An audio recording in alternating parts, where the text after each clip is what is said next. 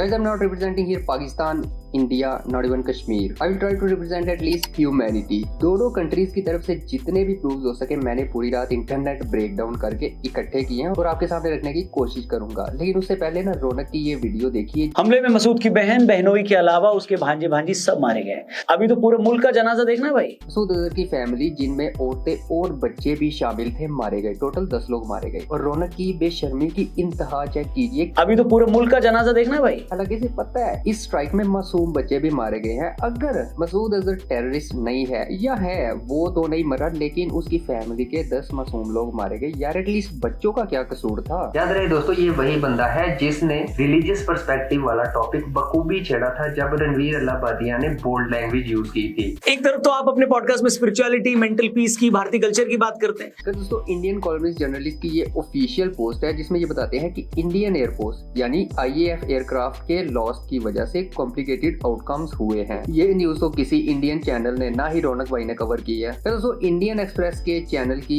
Official video है जहां पर इंडियन एयरक्राफ्ट गिरा है, जबकि OSINT डिफेंडर ने भी बताया था कि इंडियन आर्मी ने इस जगह पर फौरन कंट्रोल ले लिया था। वहां के लोगों का मानना है कि ये राफेल या फिर मिराज 2000 का डिब्री है। अच्छा जी, ये उस एयरक्राफ्ट की वीडियो है जिसे फ्रेंच इंटेलिजेंस ने राफेल इंडियन एयरक्राफ्ट डिक्लेयर कर दिया है CNN न्यूज पे, जो ना तो पाकिस्तानी है ना ही इंडियन है। इसके बाद जी डोनाल्ड ट्रंप ने भी इस इंडियन स्ट्राइक को बेशर्मी बोला है। रॉयटर्स की ये पोस्ट है। It's a shame, we just heard about it. अच्छा, आप लोग ये याद रखिएगा, मैं ना ही इंडियन ना ही पाकिस्तानी बल्कि जो न्यूट्रल और इंटरनेशनल प्लेटफॉर्म से उनकी पोस्ट मैं आपको सिर्फ दिखाऊंगा। अच्छा, ये वीडियो उन तबाह हो चुकी मसाजिद की है जिसे इंडिया ने निशाना बनाया। आप खुद देखिए ये पिन पॉइंट अटैक कहाँ से लग रहा है आपको। ये सारे हमले इतने पिन पॉइंट परफेक्ट थे।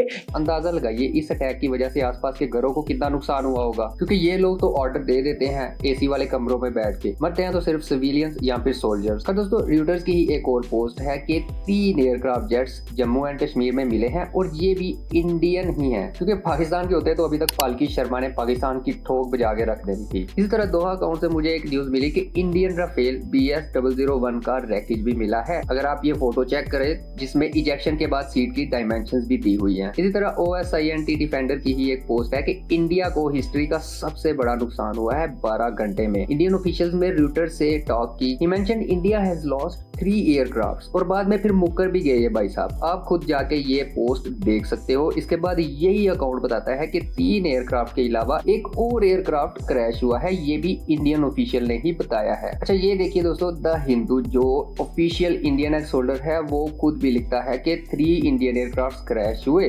बाद में इस पोस्ट को डिलीट भी कर दिया गया और इंडियन मीडिया तो मानने तक को तैयार नहीं कि पाकिस्तान ने उनका एक भी एयरक्राफ्ट गिराया हो। इतनी बेशर्मी से वो डटे हुए हैं और किस तरह मोदी गवर्नमेंट और इंडियन मीडिया ने इंडिया की अनजान पब्लिक को धोखे में रखा हुआ है। Also, Pakistani officials are stating that 26 civilians were dead and 46 injured, but no solid evidence except 7 years old Irza। इस मासूम बच्चे का यार क्या कसूर था। और रौनक की बेगैरती और इंडियन मीडिया की डिटाई देखिए किस तरह से वो इंडियन अनजान लोगों को इस चीज को सेलिब्रेट करने पे मजबूर कर रहे हैं। ऊंची बोल जा श्रीराम। एक मिनट।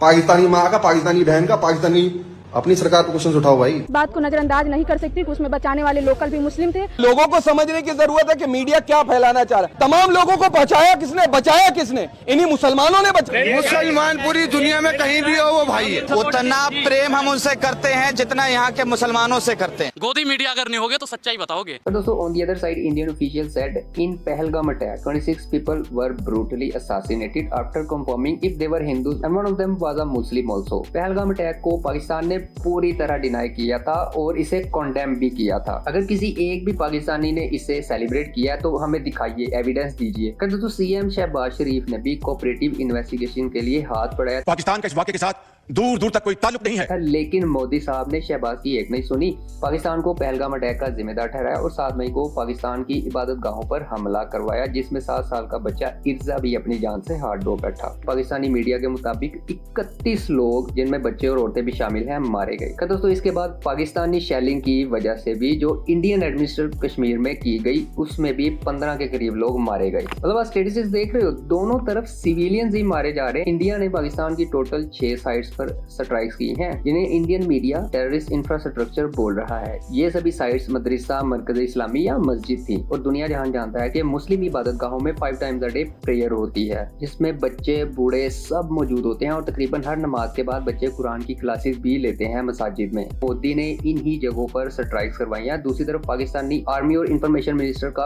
वेरी कॉन्फिडेंटली कहना है कि we will retaliate and we will respond. और रौनक बोल रहा है कि पाकिस्तान डर गया। पहले तो ऐसे हिंदू मुस्लिम टॉक्सिसिटी और मिस गाइडेंस करने वाले बंदे का ना बाइकआउट करना चाहिए। लेकिन यार दोस्तों, lastly who is the winner of war? Think जरा गौर से इस बात को सोचिए कि government will be the winner and civilians will be the victim, भले से वो इंडियन हो या पाकिस्तानी।